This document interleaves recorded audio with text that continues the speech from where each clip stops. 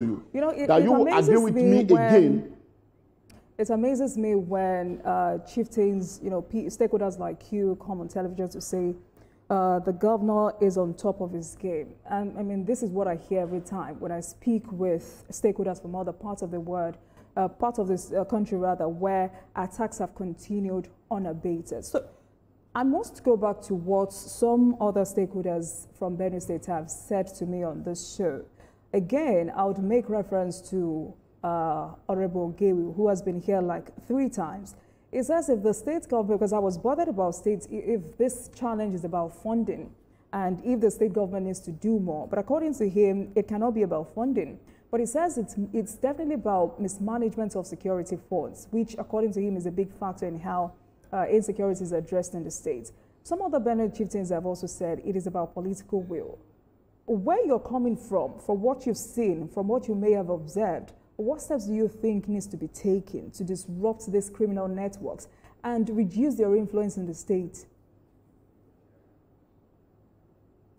Now, let me tell you, from the position of Honorable Ogenyi, it shows that Ogenyi has failed his people. And is not even worthy to represent. In the course of this conversation, please hold on, sir. Yes. Please hold on. In the course of this conversation, please, I don't want you to throw around insultive words. I want you to be very mindful of the languages you use on air, because on television. And I don't want you to throw around unsubstantiated statements. So please go on. Now, when I mean by he has failed his people, is that he was not able to stand as a voice for Benue people when the killing was ongoing in the state. Coming on the television to criticize the government and the calling of lack of political will. There is no governor in Benue that has taken security as serious as Governor Alia. There is no governor in the history of Benue as a whole that has taken security down to the grassroots. This is the first time in Benue history that the governor constituted Governor Advisory Council, constituted point men in all the local government, down to the council ward, in view of security and developmental programs. So this is the first time we're having such in Benue. So when you say the governor is not taking security serious, it therefore means that you are not at home with the people. When I mean that these people that have said it in national television, that the governor is not serious about security, are people who cannot sleep a night in their own villages. So let them go and stay with the people, and they will tell them what the governor has done. The governor, within 2 years in office, he was able to tackle the issue of social security by ensuring that prompt salary is being paid, by ensuring that retirees are being paid of their pensions. The governor also tried to rehabilitate the state's infrastructure that is ongoing. The IBB Square is under construction. The state secretariat has been renovated. And so many other things that the governor is doing. Is building airport. The Benue Investment and Property Company Limited has diversified into production of water, that's potable water, bread in bakery.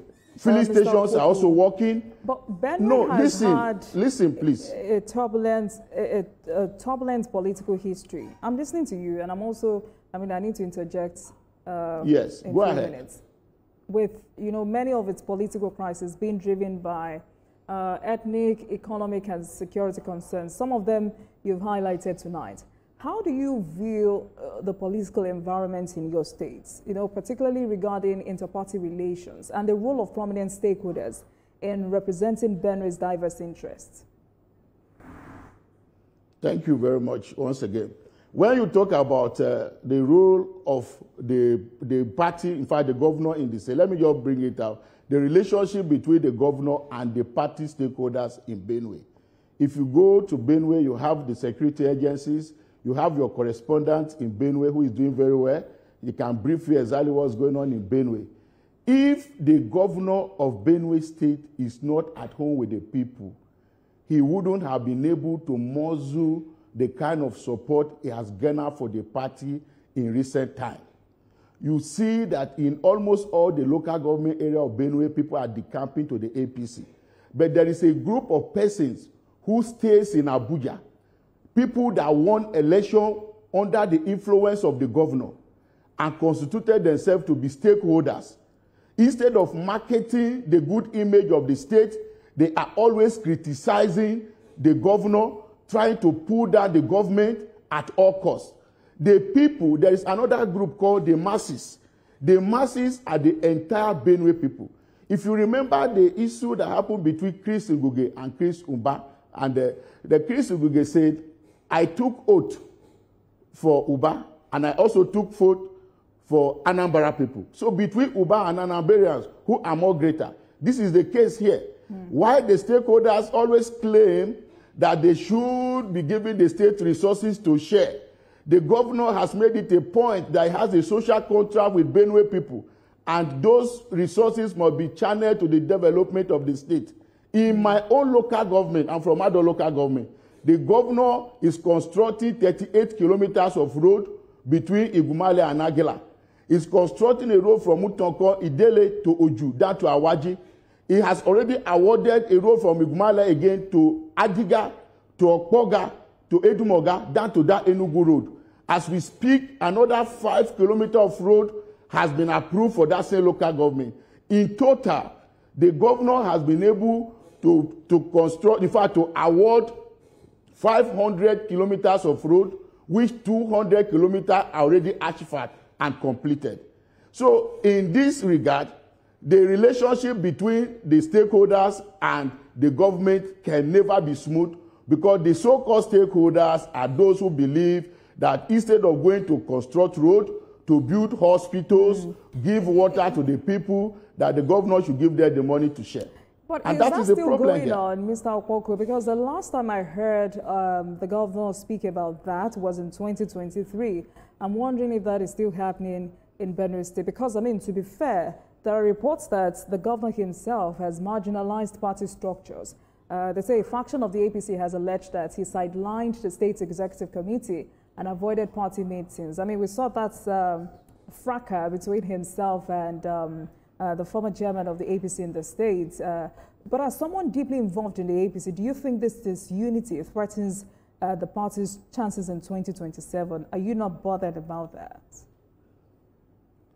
I am not bothered because the governor can win election in the state if the governor is committed to any election, the people are completely with him. I am telling you that these people that you mentioned, like today, he would win again in 2027. If the governor leaves the party to any party, he will win election. The governor has the capacity to win election. We have been contesting election in the APC. Let me tell you this. I was a governorship aspirant in the party alongside Jimmy Adanyanko. We contested the election, and Jimmy was our candidate. With all what we did, we couldn't win. But when it came to the Father Alia's time, we won. Even when a local government result was not collated, it was even said that the margin, even if you dash the local government result entirely to the opposition, Father Alia had already won the election. You hear the SGF testifying before the election that Father Alia is so popular that even when he walks on the street, people begin to shout his name. They believe that with the touching of the Father alone, they get healing. And that is what the Father is doing for the people. I want to discuss the issue of the former state chairman of the party, Austin Agada.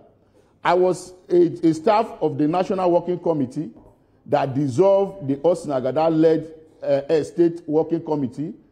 And since the state working committee was dissolved, a caretaker committee was set up, headed by Honorable Benjamin Omale. The party has been in a good working relationship with the governor. In fact, last month I attended the expanded caucus meeting of the party in Benue, and it seemed that nobody was actually missing from that party, from that meeting, because the people that were missing were maybe like 2 senators who were not there, and all their people were there. So there are people that cannot even challenge the governor. All right. In fact, all those people in the National Assembly, if the governor do not pronounce that the people should support them, nobody will support them. I assure you that. All right, Mr. Opokwu, we need to take a break at this moment. And when we return, we'll continue this conversation.